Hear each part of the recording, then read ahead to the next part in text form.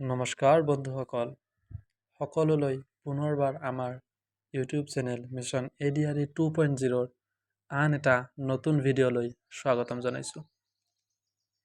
বন্ধুসকল, থাম্বনেইল চাই নিশ্চয় গমে পাইছে আজিৰ ক্লাছটো MCQ ক্লাছ নহয়, আজিৰ ক্লাছটো হ'ব কনচেপ্ট ক্লাছ।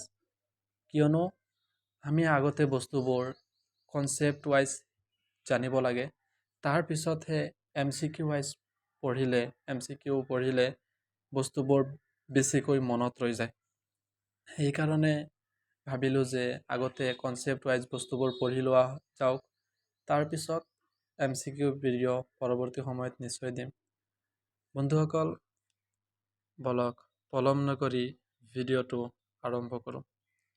আপোনালোকে চাই আছে হিষ্টৰী অফ আছাম, অসমৰ ইতিহাস।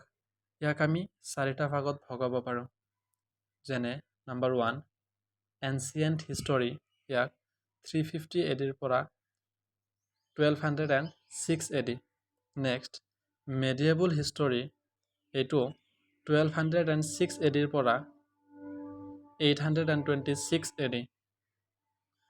তাৰপিছত আহিল কলনিয়েল অৰ মডাৰ্ণ হিষ্টৰী, এইটো হ'ল 1206 ADৰ পৰা 947। অ'কে, তাৰপিছত আহিল পষ্ট ইণ্ডিপেণ্ডেঞ্চ, এইটো 947 অনৱাৰ্ডছ, মানে আমাৰ স্বাধীনতাৰ পিছৰ সময়খিনিৰ ইতিহাসৰ বিষয়ে ইয়াত আলোচনা কৰা হ'ব। বন্ধুসকল, এতিয়া আহিল প্ৰাগজ্যোতিষ। এই নামটোৰ লগত আমি সকলোৱে পৰিচিত প্ৰাগজ্যোতিষ। এতিয়া আমি প্ৰাগজ্যোতিষৰ বিষয়ে পঢ়িম। প্ৰাগজ্যোতিষ এইটো হ'ল কি? অসমৰ প্ৰাচীন নাম। অ'কে, প্ৰাগজ্যোতিষৰ ৰাজধানী কি আছিল? প্ৰাগজ্যোতিষৰ ৰাজধানী আছিল প্ৰাগজ্যোতিষপুৰ।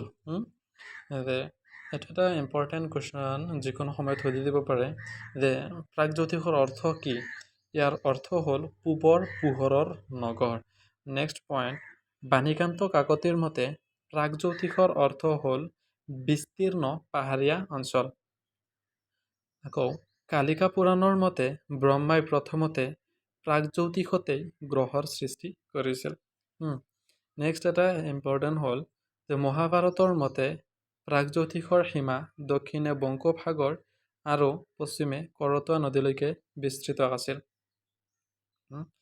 নেক্সট আমি আলোচনা কৰিম কামৰূপৰ বিষয়ে। কামৰূপৰ লগতো এই শব্দটোৰ লগতো আমি বাৰুকৈয়ে পৰিচিত, আমি স্কুলত পঢ়ি আহিছোঁ এইবোৰৰ বিষয়ে। কালিকা পুৰাণ আৰু যোগিনী তন্ত্ৰত এই কামৰূপৰ কথা উল্লেখ আছে। অ'কে, কামৰূপৰ পূৰ্বৰ নাম আছিল ধৰ্মাৰণ্য। এইটো অলপ ভালকৈ চাব পাৰে। এইটো হ'ল যে কামৰূপৰ যিকোনো সময়ত সুধি দিব পাৰে কামৰূপৰ পূৰ্বৰ নাম কি আছিল? কামৰূপৰ পূৰ্বৰ নাম হ'ল ধৰ্মাৰণ্য। অ'কে, তাৰপিছত পইণ্ট, মহাদেৱৰ তপস্যা ভংগৰ অপৰাধত কামদেৱ শাপত ভস্মীভূত হয় আৰু কামদেৱৰ পত্নী ৰতী দেৱীৰ প্ৰাৰ্থনাত তেওঁ পুনৰ জন্ম লাভ কৰে। সেইবাবে ঠাইখনৰ নাম কামৰূপ হয়। নিশ্চয় বুজি পালে। নেক্সট এটা বহুতেই ইম্পৰ্টেণ্ট এটা টপিক, এইটো হ'ল কি যে যোগিনী তন্ত্ৰৰ মতে কামৰূপ ৰাজ্যক 4টা ভাগত ভগাব পাৰি। এইটো হ'লে টাইপিং মিষ্টেক হৈ গ'ল, এইটো হ'ব 4টা ভাগত ভগাব পাৰি। নাম্বাৰ 1 ৰত্নপীঠ। ৰত্নপীঠ ক'ৰ পৰা ক'লৈকে আছে? ৰত্নপীঠ কৰতোৱা নদী, এইটো নদী হ'ব, কৰতোৱা নদীৰ পৰা সোণকোষ নদীলৈকে বিস্তৃত আছে। তাৰপিছত আহিল কামপীঠ। কামপীঠ হ'ল সোণকোষ নদীৰ পৰা ৰূপহী নদীলৈকে। তাৰপিছত আহিল স্বৰ্ণপীঠ। স্বৰ্ণপীঠ হ'ল ৰূপহী নদীৰ পৰা ভৰালী নদীলৈকে। তাৰপিছত শেষত আহিল সৌমাৰপীঠ। সৌমাৰপীঠ হ'ল ভৰালী নদীৰ পৰা দিক্ৰাই বা দিক্ৰং নদীলৈকে।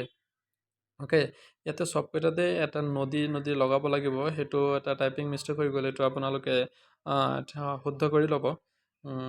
আমাৰ নেক্সট আহিল দানৱ বংশ। দানৱ বংশ, অ'কে, যে এই দানৱ বংশৰ প্ৰতিষ্ঠাতা হ'ল মহীৰংগ দানৱ। বন্ধুসকল, এইটো খুবেই এটা গুৰুত্বপূৰ্ণ প্ৰশ্ন যে দানৱ বংশৰ প্ৰতিষ্ঠাতা কোন? এইটো হ'ল মহীৰংগ দানৱ। এইটো মোৰ ভালকৈ মনত নাই, সম্ভৱতঃ 2022 চনত যিটো গ্ৰেড 4-ৰ ফাৰ্ষ্ট পেপাৰ পৰীক্ষা হৈছিল, ফাৰ্ষ্ট পেপাৰটোত চাগে এই প্ৰশ্নটো দি দিছিলে যে দানৱ বংশৰ প্ৰতিষ্ঠাতা কোন? মহীৰংগ দানৱ। চ' আমি অলপ ভালকৈ চাব লাগিব, এইটো নিশ্চয় ভালকৈ চাম। নেক্সট আহিল যে দানৱ বংশৰ ৰাজধানী ক'ত আছিল? যে দানৱ বংশৰ ৰাজধানী আছিল বৰ্তমান গুৱাহাটীৰ বেলতলাৰ মৈৰাংক পৰ্বতত। অ'কে, মহীৰংগ দানৱৰ উত্তৰাধিকাৰীসকলক অসুৰ ৰূপে জনা যায়। মহীৰংগ দানৱৰ উত্তৰ পুৰুষসকলৰ বিষয়ে অলপ জানো, আমি পঢ়ি চাওঁ যে মহীৰংগ দানৱ, তাৰপিছত হ'ল হতকাসুৰ, তাৰপিছত সম্বৰাসুৰ, তাৰপিছত আহিল ৰত্নাসুৰ, আৰু তেওঁৰ পিছত আহিল ঘটকাসুৰ। অ'কে, দানৱ বংশৰ বিষয়ে আমি পঢ়িলোঁ। দানৱ বংশৰ পিছত আহিল আমাৰ এটা ইম্পৰ্টেণ্ট বংশ, এইটো হ'ল ভৌম বংশ। অ'কে, ভৌম ডাইনাষ্টি। চ' ভৌম বংশৰ বিষয়ে যদি পঢ়িবলৈ যাওঁ, এতিয়া যে নৰকাসুৰে ঘটকাসুৰক বধ কৰি ভৌম বংশ প্ৰতিষ্ঠা কৰিছিল। এটা ইম্পৰ্টেণ্ট কুৱেশ্যন সুধি দিব পাৰে, ভৌম বংশৰ প্ৰতিষ্ঠাতা কোন? এইটো ইয়াৰ শুদ্ধ উত্তৰটো হ'ব যে নৰকাসুৰ। অ'কে, ভৌম বংশৰ প্ৰতিষ্ঠাতা হ'ল নৰকাসুৰ। এই নৰকাসুৰৰ মাৰ নাম আছিল ভূদেৱী বা ধৰিত্ৰী, আৰু দেউতাৰ নাম আছিল বিষ্ণু। মনত থাকিবনে? নেক্সট আহিল যে ভৌম বংশৰ ৰাজধানী ক'ত আছিল? ভৌম বংশৰ ৰাজধানী আছিল প্ৰাগজ্যোতিষপুৰত। অ'কে, ভৌম বংশৰ ৰাজধানী আছিল প্ৰাগজ্যোতিষপুৰত। নেক্সট যে নৰকাসুৰে বিদৰ্ভৰ ৰাজকুমাৰী মায়াক বিয়া কৰাইছিল। আৰু এটা ইম্পৰ্টেণ্ট হ'ল যে নৰকাসুৰৰ সেনাপতিৰ নাম আছিল মুৰা। এই মুৰাক বধ কৰাৰ বাবেই কৃষ্ণৰ আন এটা নাম হ'ল মুৰাৰী। এইটো এটা ইম্পৰ্টেণ্ট বস্তু চাবলগীয়া আছে ইয়াতে, যে কৃষ্ণৰ যে আন এটা নাম মুৰাৰী, এইটো কেনেকৈ হ'ল? এইটো হ'ল যে নৰকাসুৰৰ সেনাপতি মুৰা আছিল, এই মুৰাক বধ কৰাৰ বাবে কৃষ্ণৰ আন এটা নাম হৈ গ'ল মুৰাৰী। অ'কে, নেক্সট যে নৰকাসুৰৰ সমসাময়িক ৰজা আছিল বানাসুৰ বা বান ৰজা। তেওঁ আছিল শোণিতপুৰৰ ৰজা আছিল, আৰু হ'ল ভীষ্মক ৰজা, তেওঁ শদিয়াৰ ৰজা আছিল। অ'কে, এই দুটা পইণ্ট মনত ৰাখিব। বান ৰজা বা বানাসুৰ আছিল শোণিতপুৰৰ, আৰু ভীষ্মক ৰজা আছিল শদিয়াৰ। অ'কে, এই নৰকাসুৰে মা কামাখ্যা মন্দিৰ বনাইছিল। এইটো বহুতেই গুৰুত্বপূৰ্ণ হয়। এইটোৰ বিষয়ে, মা কামাখ্যা মন্দিৰৰ বিষয়ে আমি যেতিয়া পিছত আলোচনা কৰিম তেতিয়া এইটো নিশ্চয় পাম। এইটো এটা মনত ৰাখিব যে ইম্পৰ্টেণ্ট যে মা কামাখ্যা মন্দিৰ কোনে বনাইছিল? নৰকাসুৰে।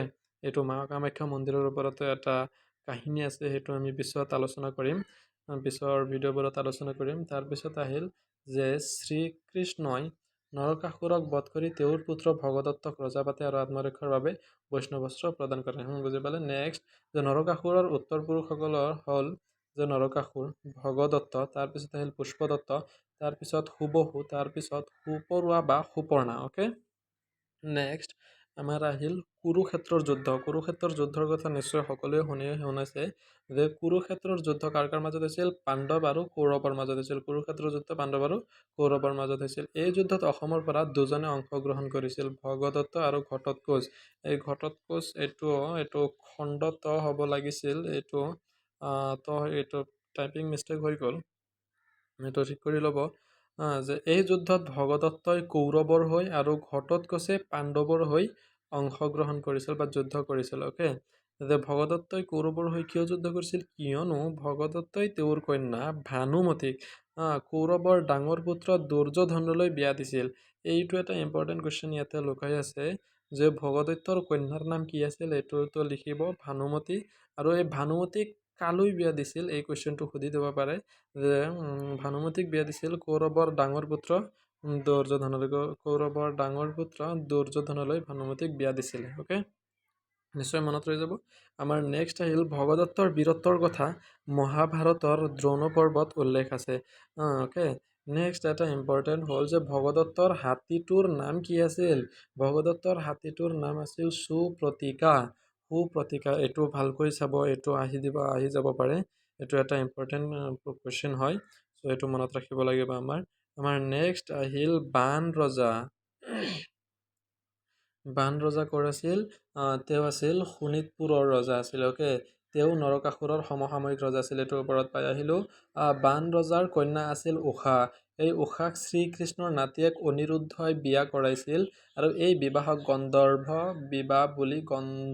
বিবাহ বুলি জনা যায়। এইটো ইয়াতে এটা ইম্পৰ্টেণ্ট বস্তু লুকাই আছে, আপোনাক সুধি দিব পাৰে যে বাণৰজাৰ কন্যাৰ নাম কি আছিল? ঊষা। ঊষা কালৈ বিয়া হৈছিল? অনিৰুদ্ধ। এই দুটাতো হয়েই।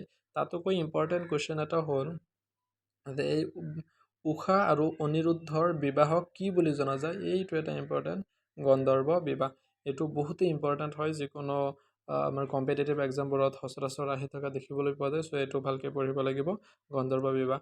নেক্সট হ'ল যে এই কথা গম পাই বাণৰজাই অনিৰুদ্ধক বন্দী কৰি ৰাখিছিল। তেতিয়া শ্ৰীকৃষ্ণই অনিৰুদ্ধক মুক্ত কৰিবলৈ আহি বাণৰজাৰ লগত এক যুদ্ধত লিপ্ত হৈছিল।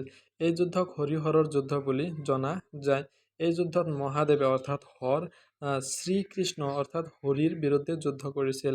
অ'কে, বাণৰজাই তেজপুৰৰ মহাভৈৰৱ মন্দিৰ বনাইছিল।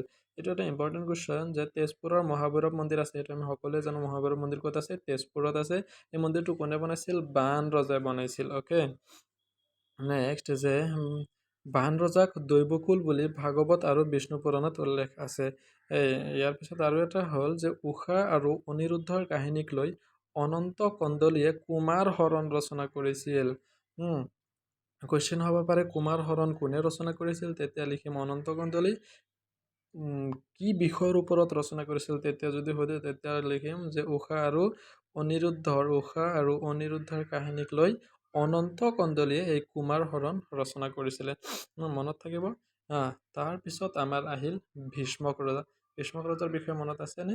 এই আমাৰ নৰকাসুৰৰ সমসাময়িক ৰজা আছিল। ভীষ্মক ৰজা ক'ৰ আছিল?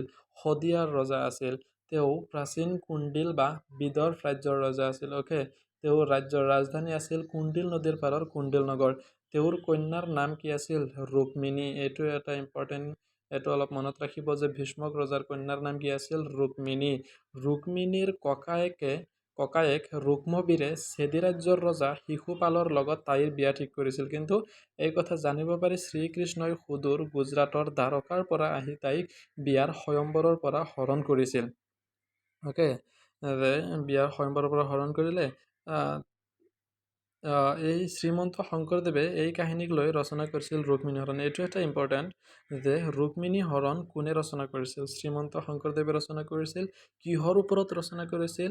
এই শ্ৰীকৃষ্ণই ৰুক্মিণীক বিয়াৰ স্বয়ম্বৰৰ পৰা উঠাই হৰণ কৰি লৈ যোৱাৰ যিটো কাহিনী আছে, ইয়াৰ ওপৰত ভিত্তি কৰি শ্ৰীমন্ত শংকৰদেৱে এই ৰুক্মিণী হৰণ কাব্যখন ৰচনা কৰিছিল।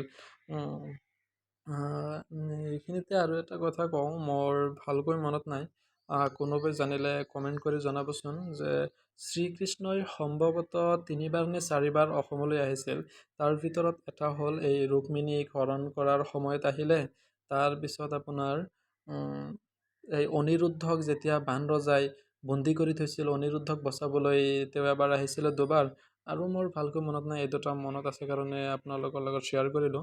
যদি কাৰোবাৰ মনত আছে নিশ্চয় কমেণ্ট কৰি জনাব, ময়ো আপোনালোকৰ পৰা 2-এটা বস্তু শিকিবলৈ পাৰিম। আমাৰ নেক্সট আহিল যে ৰুক্মিণী হৰণৰ এই কাহিনী হৰিবংশ আৰু বিষ্ণু পুৰাণতো পোৱা যায়। অ'কে, নিশ্চয় আজি চব কথাখিনি মনত থাকি গ'ল। আপোনালোকে কিবা বুজি নাপালে কমেণ্ট কৰি জনাব, মই বুজাই দিবলৈ নিশ্চয় যত্ন কৰিম।